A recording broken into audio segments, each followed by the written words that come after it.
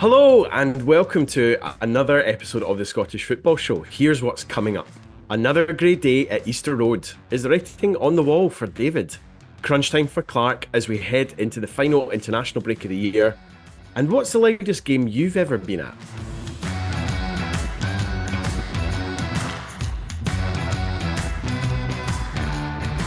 Yes, hello, one and all. My name is Findlay Marks, once again in the hot seat this week, filling in for the dulcet tones of Mr. Andrew Slavin, but delighted to be welcoming back, joining me this week, the Queen of the Tartan Army. It's super producer from TNT Sport, Laura Brannan. How are you, pal? I'm good, I'm good. Gearing up for another Scotland week. It's the best week of the year. It's the international break again. Last time this year, though, but once more onto the breach, dear friends. Joining Laura and myself today, once again, I'm pleased to say, is commentator, broadcaster, journalist, most importantly, stalwart Livy fan. It's Calum Brown. Welcome back, Calum. How was the Livy game on Saturday? Yeah, good, good. Back to our best finally. It's been a decent start, but actually played much better football at the weekend. So big 3 points and big game next week. But no, as Laura said, Scotland week, one of the best weeks. So looking forward to getting chatting the national team. Um, Laura, were you at the game as well? I wasn't actually. I was meant to be at the Liverpool Aston Villa game working it on Saturday night. Late call off, as things always change in TV, and our digital plans changed at the last minute. So there was only one of us needed. But I was quite looking forward to it because it was Andy Robertson against John McGinn. I was quite looking forward to the derby between the two of them, but alas, I wasn't needed this time round. Oh, I mean, that kind of actually leads us nicely into the industry question this week. Stevie was in touch on the socials, and he asked very simply, have you ever been starstruck in your jobs? And if so, how do you manage to stay professional? Are you saying I get starstruck by Andy Robertson and John McGinn? I would be assuming that was a fairly big probability. I'm actually not. I do joke about it quite a lot, and I did do a shoot with Andy Robertson earlier in the year for work, and I did ham up a bit at work because everyone found it quite funny, Laura, the token Scot, gets to meet the Scotland captain and everything. And it's a good laugh. But do you know what? In all honesty, I am probably the least starstruck person around footballers. I've been working with them for about, 15 years now, and they're all just like they're all very similar in character and personality, and you see behind the scenes very quickly. And Mhm. it's not the most glamorous place to be around footballers. So sadly, it doesn't actually happen that often. Callum, have you ever had that experience at all? Probably a little bit, just obviously being a Livingston fan and working for the club previously. Maybe more during COVID when we were doing the live streams for the games and you'd get the odd legend on. So like I grew up kind of idolizing the likes of David Bingham, for example. Even guys fairly recently, like I don't know, people I would have watched playing Lee Miller, people like that. Just in general as a fan, kind of just for the first few minutes, and then you kind of you get to know them off air, and then it's fairly natural. But just when you're initially introducing yourself, you're like, I can't say I loved you as a player type thing. Need to be professional, but probably as well like a few interviews in France as well, just because it's maybe my first time on camera, things like that. So I'm usually behind the screen, kind of just a voice almost, but just speaking to people like Andre Gomez and guys like that in France, it's like this guy played with Ronaldo, Messi, and I'm like I'm kind of just I'm a nobody, so it's a wee bit like that. But yeah, I think it's fairly natural, but in terms of how to stay professional, just kind of pretend that they're a random person. They're speaking to you. It's one to one. Just try and get to know them a little bit and treat them as a normal person. I think that's kind of the way of it is that you kind of maybe when you're first starting out in your career as well, it's much easier to be like, oh my goodness, there's that name or there's that name or whatever. But I think like you're talking about, Laura, the longer you're in the job, the more you're just like, please just don't be a fanny on set. Just answer my questions and let's get this job done because you're there to do a job. And for the most part, I don't know if most people working in football really care about the media aspect of it that much. They're obviously there for different reasons. Um, The one that I'm weirdly kind of second degree starstruck a little bit by who you've worked with in the past, Laura. I don't know if I'd be able to keep my shit together if I was interviewing Ali McCoist. But apart from that, I was trying to think about this question and I was like, I can't really remember too many instances of being starstruck just for that reason, just because most of the time you have to be professional and you just do stuff. I do remember being on work experience though for a week at Setanta Sport, so that shows you how long ago it was when I was at college. And so we did end up interviewing Walter Smith, who was manager at the time there. I would say that's the most I've been starstruck interviewing someone in football. But again, like that was work experience. I wasn't really in the industry at that point, and just as a Rangers fan, that's kind of one of the things. In an actual professional context, the only time I can ever really be in a bit starstruck, and again, it was very early on in my career, was my second ever day in a proper production job.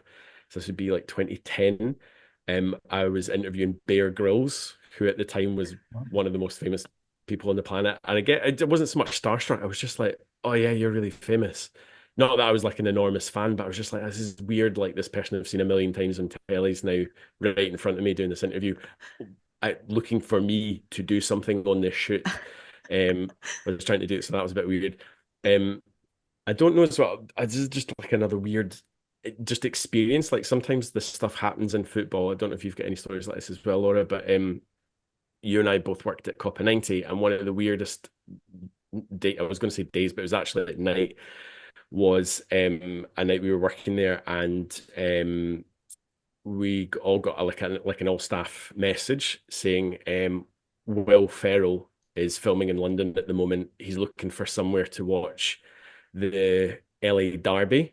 So we're going to open up our offices tonight for anybody that wants to come along. So yeah, turning up at our offices in central London at like, I think it was like 2 a.m. or something to watch the LA Derby, or El Tráfico as it's known, with Will Ferrell was one of the most surreal moments, I think, as well. I'm a big fan of a lot of the films that he's done. Ended up talking to him at halftime about Chinese chicken, as you do. I covered the LA Derby for Copa 90 the year before that. It was the weekend that Zlatan signed for LA Galaxy, but that wasn't why we were covering it. We were there to cover the first derby. And then it just happened when we were over there, we got news of, oh, he's actually arriving. And they managed to let all the press into the exclusive VIP airport at LA. So I mean that wasn't starstruck because I never like spoke to him. I never like sat down and interviewed him, but it was a weird environment to be in because it was just media in this little car park waiting for this jet to land, thinking this is proper like A-list star stuff right now. How am I here right now? But also when you were talking to for a minute, Finn, about non-footballers in the industry, that's actually probably the time I was the most starstruck because I worked at a charity game at Celtic. You know how Celtic do these charity games during international breaks? Well, I think it was the first one they ever did actually. So we're going way back to like 2010, 2011. And everyone was quite excited about it. Like all the staff and everyone was like, oh my God, Martin Neal, Lubo Moravcik, like all the kind of former big Celtic legends. They were all getting really excited. And I came into the office afterwards. I was like, oh my God, I met Nicky from Westlife. And everyone just looked at me like, seriously? I'm like, yeah, I'm proper fangirling right now because I am a big Westlife fan and I don't even care how embarrassing that is. But they all looked at me just like, Laura, that's terrible. Like, that's awful chat. You should never say that out loud. And I felt really bad about it because I was going, oh, maybe I shouldn't have said anything. Maybe I should have been like more professional. Be like, yes, Martin Neal. I'm starstruck by Martin Neal. But as the years go on, I'm like, I don't actually care. Like, that was quite cool. I got to meet a pop star that I grew up with posters on my wall as a kid. So the fact that working at Celtic gave me that opportunity, yeah, I'm going to make the most of it. Absolutely. Yeah, I'd never be embarrassed about that at all, Laura. Absolutely not. And well done using the Westlife pop star as cover for when you actually meant Rod Stewart. That's who you had the posters of on your Nah, wall. you see him every week We at all know. Celtic Park. We all know. That's not a novelty. Just kind of staying with things that are a wee bit funny or a bit different, unusual then. Has anybody got any funny stories that they've seen from around this week in Scottish football? I mean, I don't really want to pull politics into this because it's been a kind of dark week, but what was the thing, right? Michael Gove retweeted Aberdeen, or who he thought was Aberdeen Football Club, congratulating Donald Trump on Mhm. being elected president. What? Do you not class himself as an Aberdeen fan or something? Is that, Is or that the am I connection? wrong? I think he's like an Aberdeen fan or something like that, but it's one of these that a fake account, isn't it? Yeah, Uh, it was a fake account. He's got his golf clubs up that way in Aberdeen as well. But I think it's just Michael because Michael Gove obviously is part of that weird, very far right Tory clique that were very pro-Trump and everything. So I think just any chance that it looked like he'd be endorsing an official message by a football team for Trump winning was quite interesting. Um, Moving away from the politics, I don't know if you guys saw this. I love this story. So it involves someone from Scottish football, kind of, but it's a story from Italy. Napoli in their recent game where they hosted Atalanta, they banned anyone with a Lombardy postcode. So that's from the kind of Atalanta region, Bergamo, from attending the match as a way to kind of prevent any trouble in the ground or anything like that. Um, so anybody with a Lombardy postcode did not get into the game. But that meant that there was a Scottish-based fan who at like Fawnin12, I think is his handle on Twitter, simply going by the name Stephen on there, who, from what I can gather, is a Hibs fan. He was the only Atalanta fan allowed into the Stadio Diego Armando Maradona. You sometimes see this because Italy can do this with their fans, and also traveling supports don't tend to be as big a thing in Italy sometimes. So you do get tiny traveling supports. But there was this one Scottish guy with an Atalanta flag singing his heart out at the top of the stand. I thought this was absolutely class. no, I saw that, and what a day out for him as well. There was a 3-0 win for Atalanta, I think, against Napoli. I was one I watched actually because I'm quite obviously a big Scotland fan, so I was looking out for McTominay and Gilmore, but not the best day for them. But yeah, he'd had a brilliant day, 3-0 win away from home, and he's the only guy there to see it. So happy days. I think he actually posted some pictures of him with some of the stewards, the Napoli stewards, and they said it was the easiest shift they'd ever had. But he looked like he was having an absolutely class time.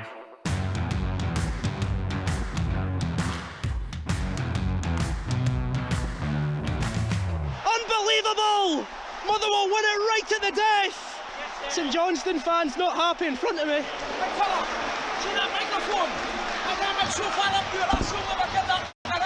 So some news then. Jim Goodwin, Laura, has signed a contract extension until 2026. Of course, he won promotion last season with Dundee United. They're looking pretty good so far this season, sitting on 19 points from their first 12 games. Is this something to be excited about for Tangerine fans? Yeah, I actually, I mean, I might be picking up the wrong end of the stick here, but I was thinking a few weeks back they were getting a little bit tetchy with them. But football fans are fickle, so they are sitting fourth in the league right now. You can't really complain about that. They're on a good run. They've got they've picked up was it 19 points from the first 12 games? They're three off Rangers. So like he's doing a good job. He did the job he was brought in to do, and that was to win them promotion. So he's already ticked that box. And see, things are going well just now. So to wrap him up until 2026, it's a good move for the club.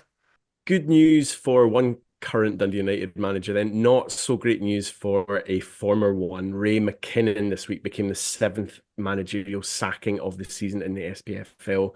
He's been let go by Forfar just one day short of completing 2 years. That, as someone with mild OCD, that kind of annoys me a little bit. The Loons are currently rock bottom of the SPFL pyramid, bottom of League Two, just on goal difference, just 9 points from their opening 12 matches. What do you think about this, Callum? Is it right time for him to go? He's kind of an interesting character and name, really more so in the lower leagues of Scottish football, isn't he?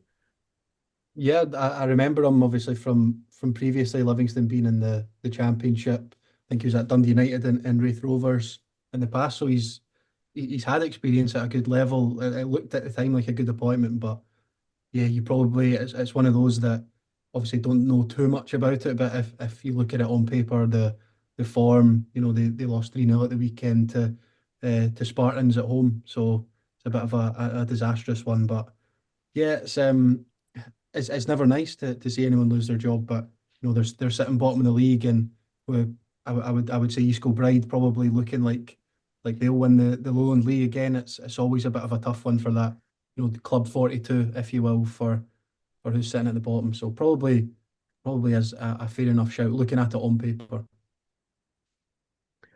I'll always remember Ray McKinnon for his ill-fated spell as Morton manager. I think he was there for just a number of months. Took a training session one day, and then later that afternoon was unveiled as the new Falkirk manager. It didn't go down well with the Don supporters, and then he was kind of culpable for Falkirk slipping down to the third tier in Scottish football for it might be the first time ever, but certainly for a long, long time. Not that well known, but then he did get Queen's Park up the start in their journey up the divisions when they turned professional a number of years ago. So interesting character with a very colourful career so far in management. I'm sure we'll see him back in the game at some point before long. Much more manager chat coming up later on when we focus on Hibs. But something I wanted to have a little look at as well was actually something more you wanted to have a little look at, Laura, let's be honest, in the script. But it came from the European matches midweek, specifically the game at Celtic Park, which hit deafening new heights. Can you just give us a little bit of background on this story, please? I think this story is really funny, and I know Finn absolutely hates this, so I'm going to enjoy telling you about it. When Nicholas Kuhn scored against Leipzig in the Champions League last week, so this put Celtic 2-1 up, the roar was the second highest noise ever recorded in a sports stadium across Europe. How do they know that? Well, apparently it was a German newspaper who took a decibel reading of the key moments of the night. Okay. Now, the skeptics here will say, well, how many games are actually recorded? How do we have every single one on record? But I think it's quite good. It hit a decibel reading of 129. So for context, right? Anything above 85 is apparently considered harmful for our ears. A gig is anything between around 90 to 120. And I really enjoyed researching this because this is a whole new topic. I've never thought of this before. And then for more context, the current world record is 142 decibels in Kansas City. So that was an American football game. And the current European record is 131 decibels, and that was a Galatasaray match against Fenerbahce back in 2011. And the only other kind of Scottish one I could find was the Old Firm Cup final in 2018 was measured at 115 decibels, so quite a bit lower than Kuhn's goal. I just think it's absolute nonsense. Who cares who's got the most shouty fans, quite frankly? I can guarantee it won't even have been the loudest noise that's ever been in Celtic Park. I don't know if anybody had a decibel meter reader in their pocket the night that Tony Watt scored the winner against Barcelona, but I can probably guarantee that was a slightly louder cry. The thing is as well, like, because it's all relative. I mean, like, how many games have got the sound levels monitored around Europe every season? A handful, I don't know. I noticed as well that, when you go back, I think you mentioned the current world record for a sports stadium is the Kansas City one about 10 years ago. I think, was that not the Beastquake game that was like measured on the Richter scale or something like that? The noise that it made a local earthquake center actually registered on that because of the noise that was coming from there. Quite an infamous sporting moment. What was the biggest noise you've experienced at a game? Well, so this is part of the conversation that I am happy to talk about. I think that this is good, right? Because I think it's like when people try to quantify something that is so visceral and brilliant that just you experience in the moment of something. It doesn't matter if it's actually the loudest or something like that. Like, there will be people talking about the atmosphere of that Leipzig game, like kids that have been there or whatever, being like, that is the greatest experience they've ever had. Kind of on this natural planet, experiencing that roar, that collective unity and everything. Loudest game I've ever been at. The one that came to mind was, I think it was a New Year's Old Firm game, 1997, I think it would have been. The one where Eric Bo Anderson comes up. George Albert scored like a 180-mile-an-hour free kick or whatever it was, and Eric Bo Anderson came off the bench and scored two, and Rangers won 3-1. And I think it's because it kind of signalled that Rangers were on their way to 9 in a row at that point. But the noise when Bo Anderson scores the second, and Rangers have clinched it, is the loudest I can remember at any game. I mean, European games kind of always feel a bit more special or something. From that thing, that wasn't a European game, that was a league game, obviously. But I just mean like that kind of like under the lights, it's dark. I don't know, there's something about that atmosphere, I think, that lends itself more than a Saturday 3 p.m. kickoff. I would say as well, the Scotland-Israel game in the last little while, that last minute winner as well. There was something about that game, that atmosphere. That's the best atmosphere I can ever recall at Hampden. Just it felt like it was coming. I can't really, that way you just can't describe it. You just knew there was something heavy but good in the atmosphere, like it was building, and like that beautiful symbiotic relationship between a crowd and 11 guys on the pitch, just in perfect unison. One's guiding the other, you're cheering them on, and they're playing amazing, and that's geeing you up more. Like, it's just, that's the beauty of the sport. So yeah, I think that's the two that I can remember. What about you, Callum? I feel like you might say the same one as me. The fact that now that Finn's mentioned Israel, has there been another one? Well, for me, it would have been Scotland, England, the Griffiths free kicks, but yeah, that's what I was saying. We'll skip over what happened after. But I don't know, the collective groan when the Harry Kane scored might be up there as well. Might be plenty of decibels, but no, well, even the first free kick, but the second one was incredible. I remember, obviously I was at the game, but I remember, I think it was Gary Neville on co-commentary saying he'd never seen anything like that in a football stadium, and you could almost feel Hampden shaking.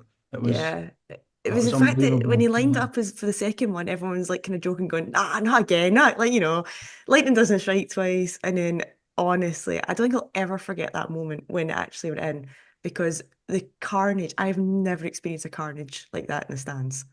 I don't know what row I ended up in. No, it was so good. And I think that's what makes it even more heartbreaking as well, because it was taken away from us so quickly after that celebration. But honestly, the noise level. See, even when you watch back the goals, and I love watching that back with the commentary on it, but you can hear the crowd over the commentary. Mm-hmm. And that's what really makes it special, because sometimes they turn down the crowds and the mics aren't quite facing the crowd the same way, and you don't kind of get the same acoustics and everything, but you can properly hear the atmosphere on the ground when that happens. Worth, of course, just while we're on this topic, mentioning the game itself that started this chat. An amazing result and performance by Celtic against Leipzig. Rangers also midweek with a very good, credible point on the road in Greece to Olympiacos, last season's Conference League winners. Hearts sadly couldn't give Heidenheim the hiding we were hoping for. But I mean, they were actually in the game pretty much until the Germans took the lead. So I think things are still looking pretty good for our clubs in Europe at this point. Worth plugging here as well, we sat down with a chat a couple of weeks ago with the man behind the Twitter account, Scotland's Coefficient, which is a fantastic chat that Andrew had. So if you haven't listened to that episode or watched that segment, the full segment is up as a standalone piece on YouTube, so it's worth checking out.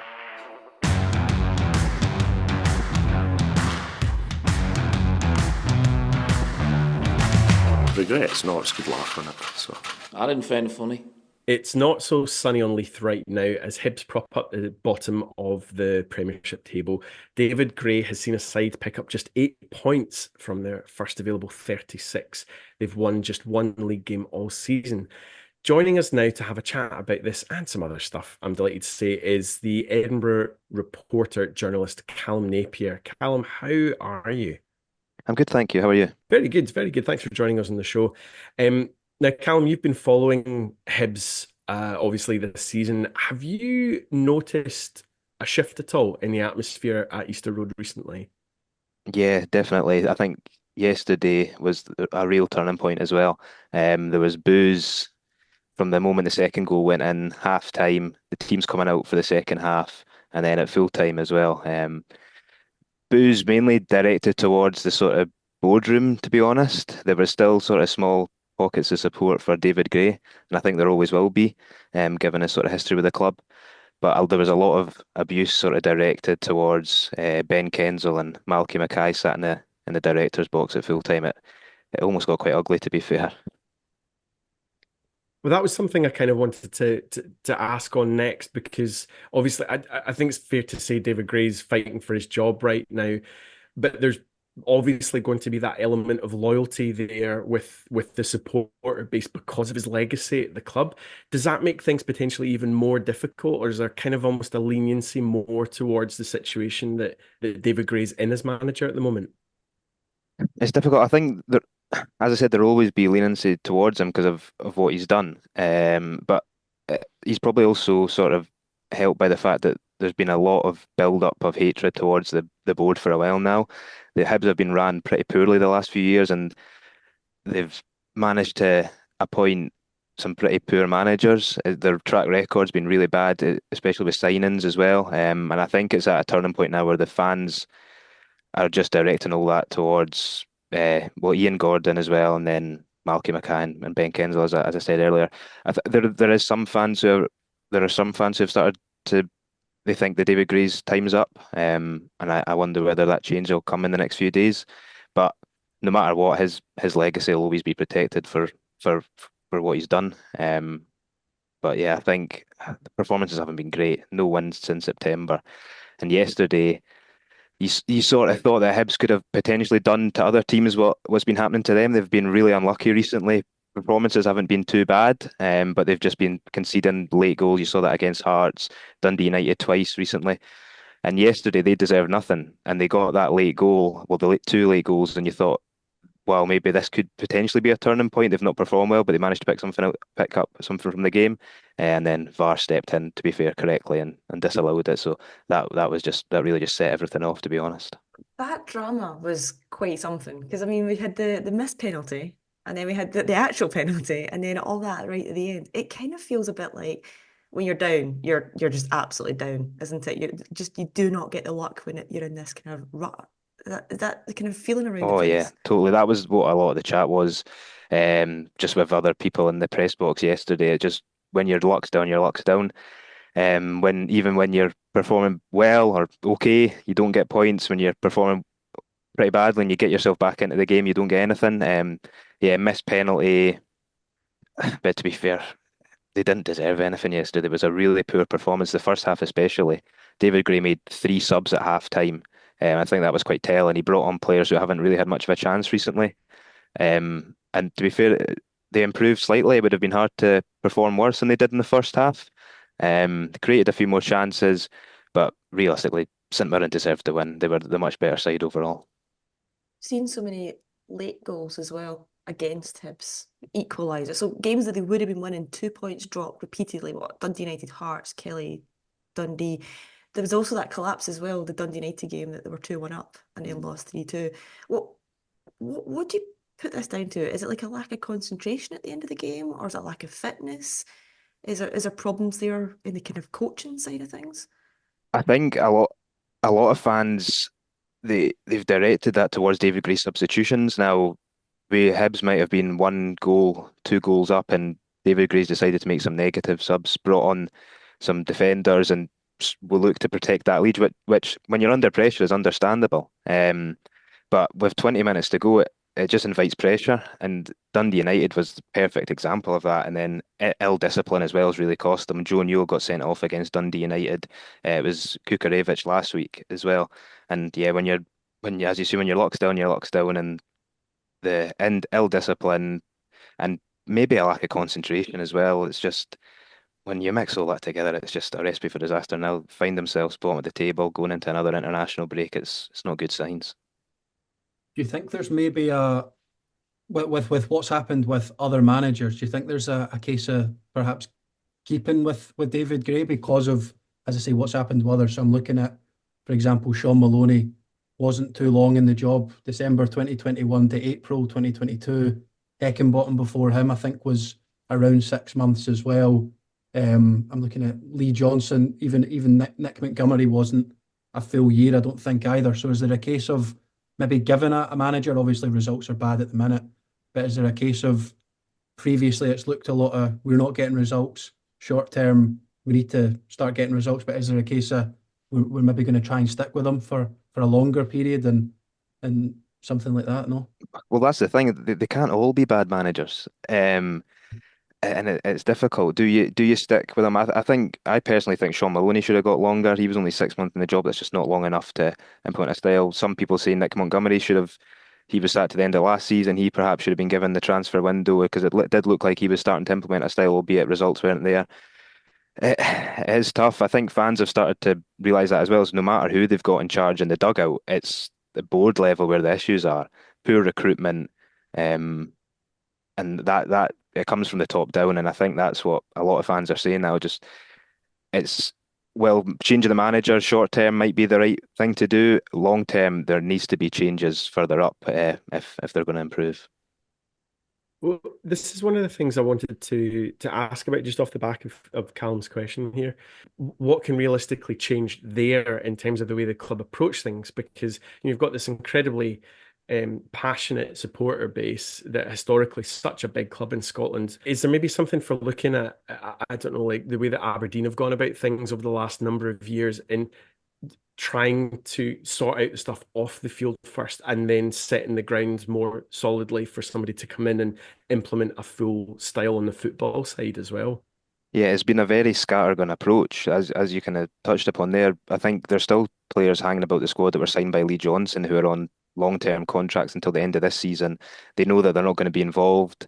I think they're playing for their development teams. So you just wonder what that does for that sort of atmosphere around the place. There's players hanging around on long-term contracts refusing to move because they know that the money they're on at Hibs, they're not going to get elsewhere. Yeah. I think the board did look to do that by appointing Malky Mackay in the summer. Now, he brings baggage. That was a divisive appointment.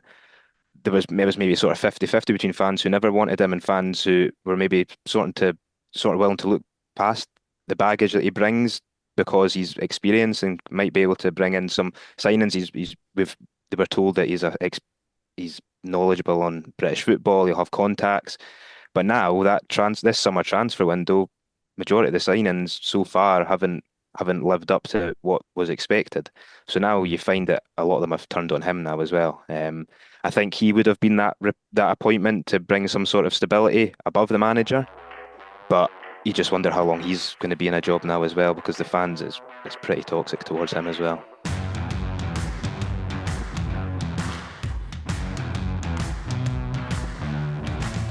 Kieran Tierney, he timed that perfectly now. Can he pick out the killer pass?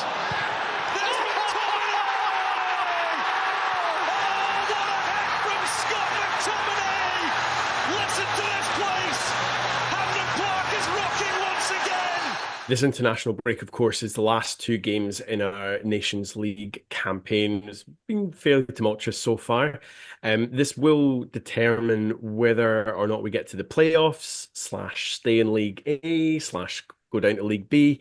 The games are at home to Croatia, firstly, and then away to Poland. And these games also come ahead of the qualifying draw for the World Cup, which will be in December. We're currently bottom of our group, but we could still finish second. So there is hope. I think we need a lot of good things to happen, and historically that doesn't always happen with our national team. But we'll try and keep you upbeat as we go through all of the news here.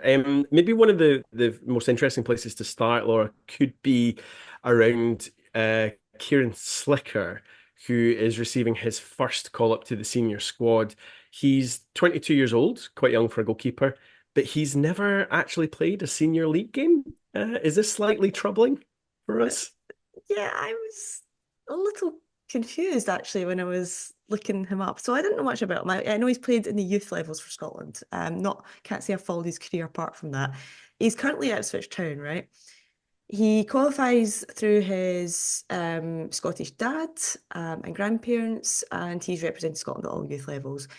But it seems like playing for Scotland is his only actual match action that he's been getting in his career, apart from the odd cup game here and there. So Slicker, he came through at the Man City Youth Academy. Hasn't played a single minute of this season. Hold on, check diary. It's midway through November. And he's not played a single game of football. I don't know if Cieran Slicker's a good goalkeeper or not, because like most people, we haven't actually seen him play.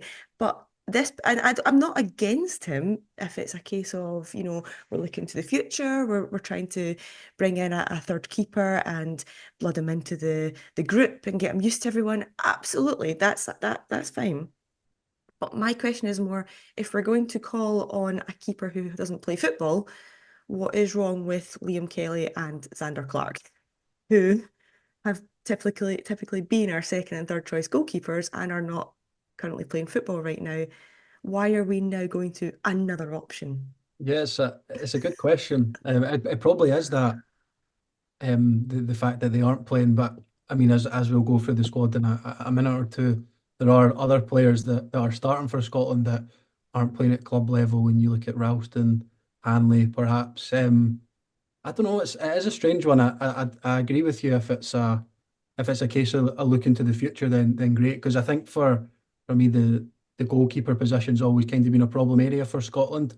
Whether sorry, with that in terms of potential coming through, in terms of replacing Gordon when he retires, and obviously you had Marshall previously, Alan McGregor as well. It was always a decent position, but now we've had Gunn come in. He's injured at the minute, unfortunately, but Craig Gordon came into the last camp and did so well. But it's more the future, and maybe people will look at it as it's not a massive thing. He'll be third choice.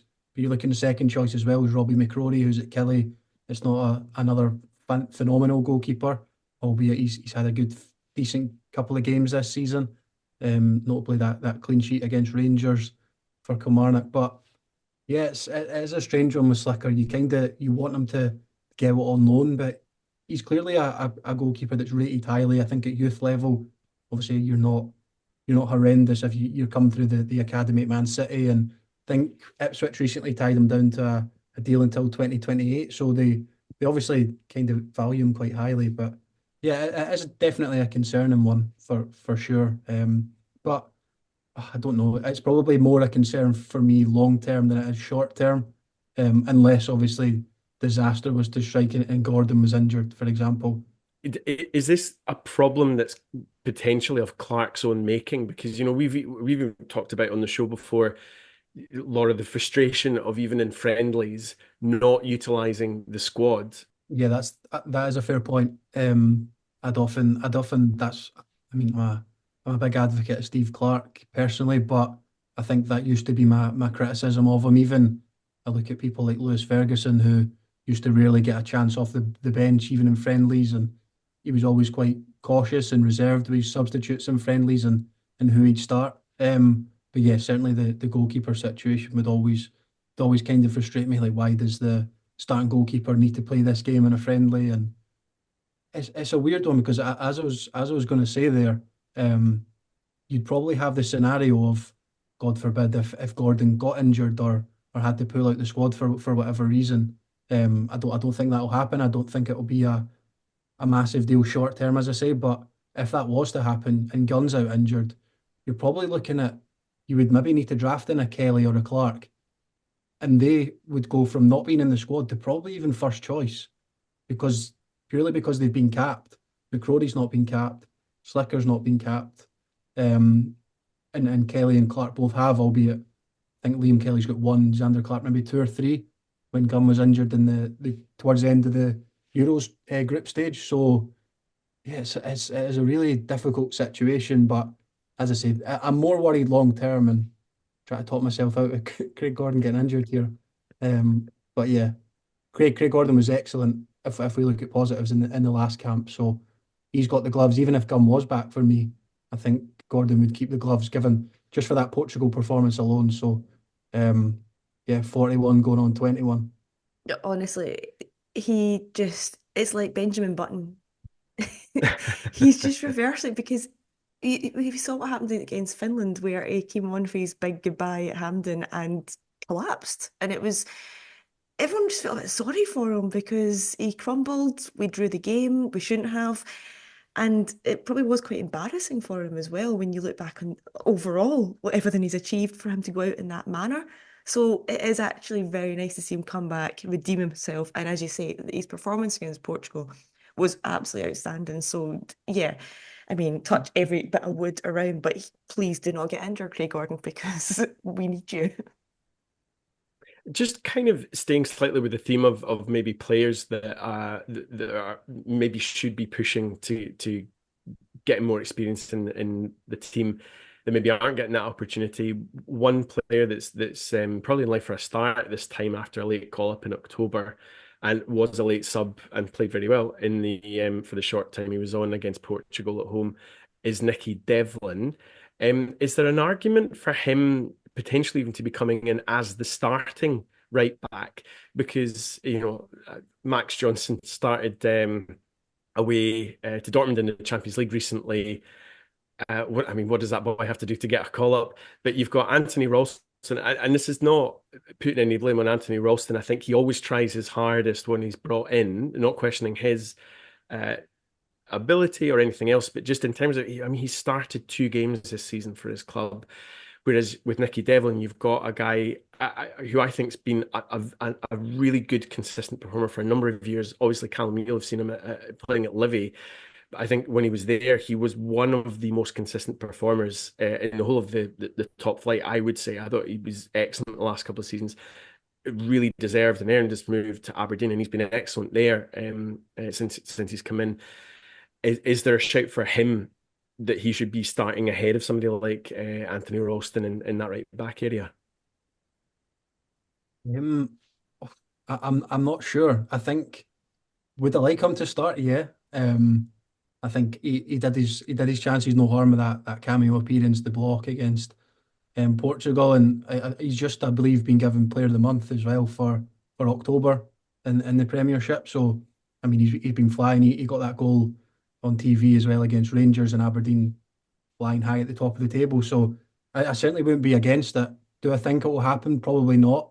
Maybe if that was at the start of the Nations League and he'd have been playing all the way through, absolutely. But I think Ralston's sort of, I would say, growing into it because I mean, make no bones about it. Sorry, I was kind of one of the advocates for, he had a poor Euros. I wouldn't be starting him. I'd have preferred a Max Johnson and Nicky Devlin type. But the fact he started the last 4 games, I actually think it was probably his best performance last time out against Portugal, and it would maybe be harsh to drop him from that. So I think Ralston will start.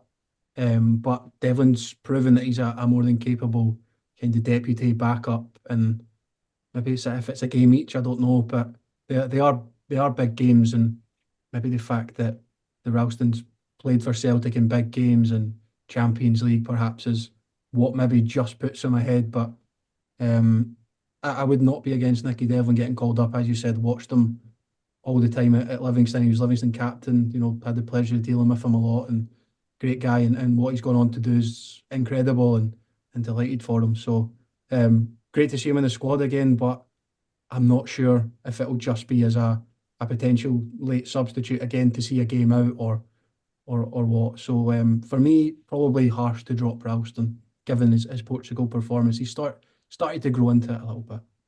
John McGinn, also Laura, makes his return after injury. He's just so important for the team. We've talked about how maybe in recent months, in recent games, his performances at a national team level have not been maybe at the same level that we've come to expect of Super John McGinn, but he's still, just in terms of the presence and the experience that he brings to the squad, he's so important to have back in the setup, isn't he?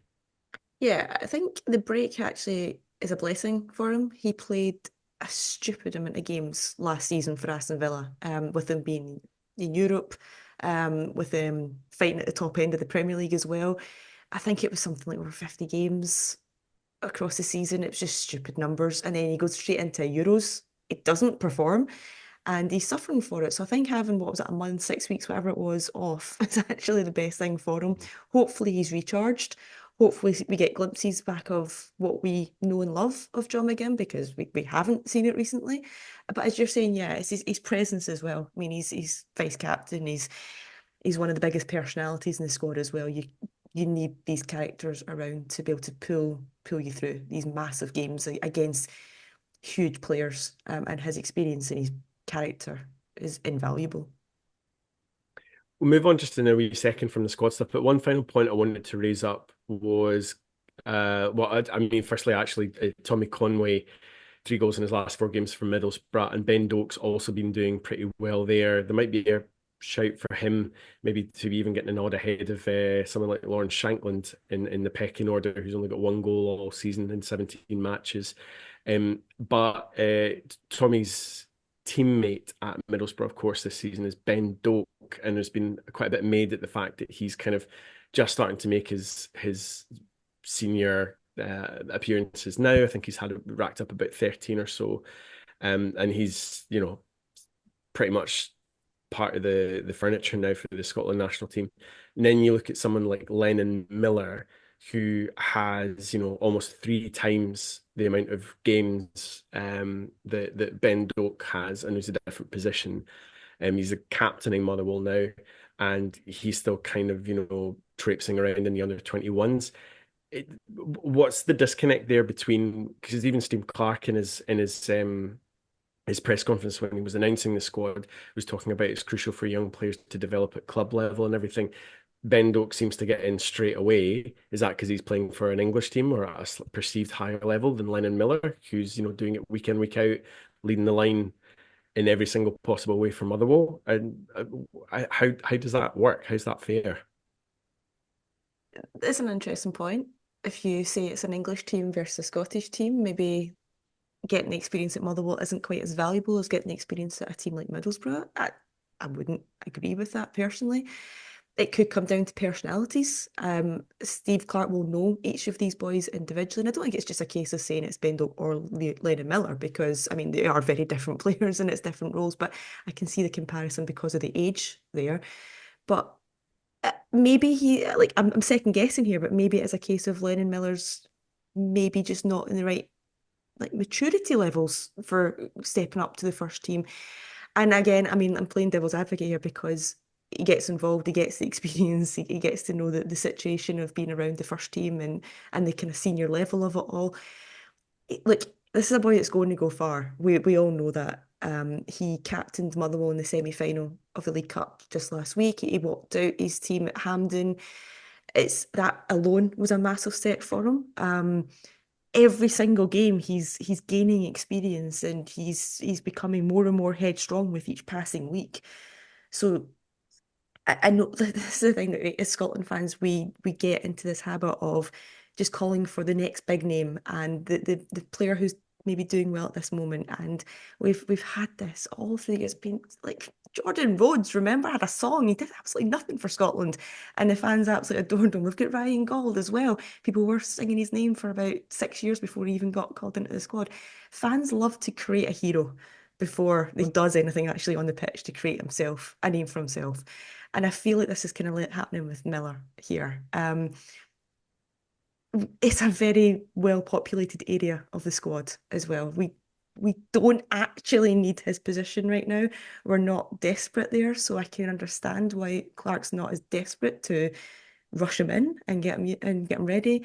But as I say, I'm juggling the reasons here because if he's in, he's in. I'm happy, and if he's not, I can kind of understand the reasons as well. Is there maybe an argument though, Callum, potentially here? This is an exceptional example, but you look at somebody like Lamine Yamal, who's 17 and was integral to the Spanish team that won the Euros. 17 years old, winger. Is there maybe something in the Scottish or British football psyche which is just like, well, we've got to protect people when they're like 17, 18 years old. They're not old enough, they're not mature enough to get into the level. They might burn out by 25. So what's the point of waiting for them to get to a certain age or stage or number of miles under the belt or whatever games? And if a player's good enough, they're old enough, that's the old adage. Is it not worth just putting them in? You see what can happen with players like Billy Gilmore or whatever, or Nathan Patterson, when they're thrown in at a young age and they've got that ability and they can grow into that maturity. Is there maybe an argument on that side too? Yeah, potentially.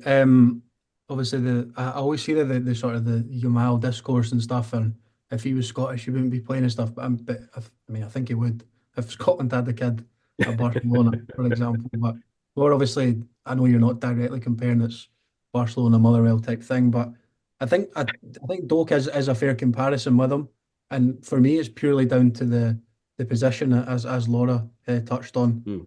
in terms of what we've lacked for a number of years now is a tricky direct winger in that sort of forward area to run at somebody, and you see Doak doing it so well for Middlesbrough. It's obviously on the books of Liverpool. I think he turns 19, and or he just turned 19 perhaps. Don't quote me on that, I but think he's still 18 actually. yeah, I think he's 19 this month, I believe. But I could be wrong. But yeah, two assists at the weekend, and he's flying for Middlesbrough. But I think to contextualise it a little bit as well. So Lennon Miller is obviously a fantastic player. I think he'll go right to the top personally, and absolutely would not be against him in the squad for maybe a Baron, for example. I don't think there's a lot between them as players. I'd actually put Lennon Miller above Connor Barron in my pecking order personally, but Barron absolutely deserves his chance.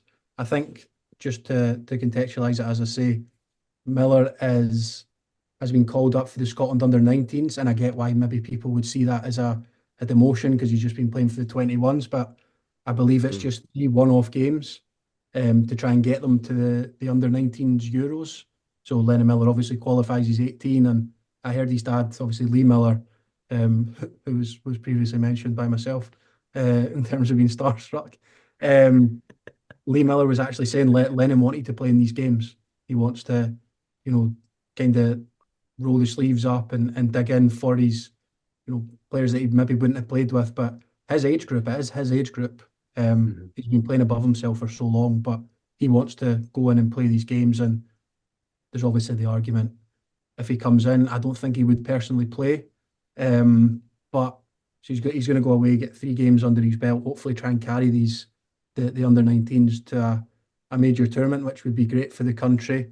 But in terms of your overall point, I do agree that chances should be given more often to young Scottish players. Lennon Miller's leading the way at Motherwell, David Watson at Kilmarnock, but there's not enough of it in Scottish football, and I'm very passionate about that. But maybe just a little bit too soon because we're so kind of populated in that centre mid spot. You still got Ferguson to come back as well from injury.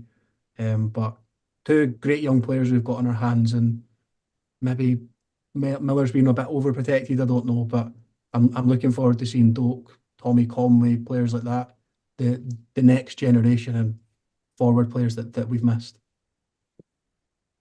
Feels like we could do an entire podcast just on the future of Scottish footballing talent. That's another topic for another day.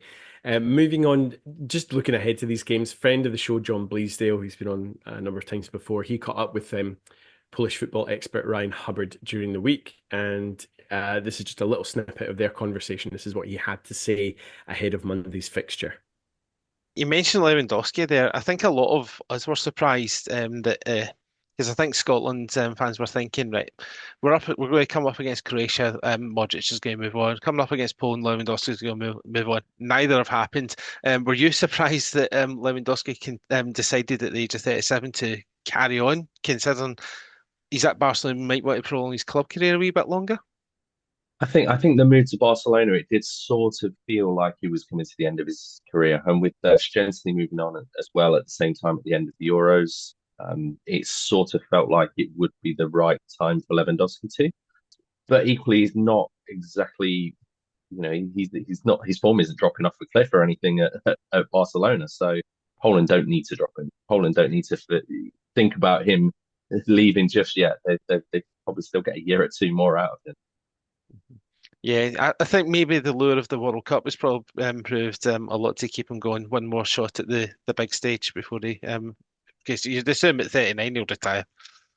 You'd think so. I mean, yeah, we were saying it before the Euros. It's got to be, looking at his age, it's going to be his last tournament, and he's managed to eke out another qualifying campaign, perhaps.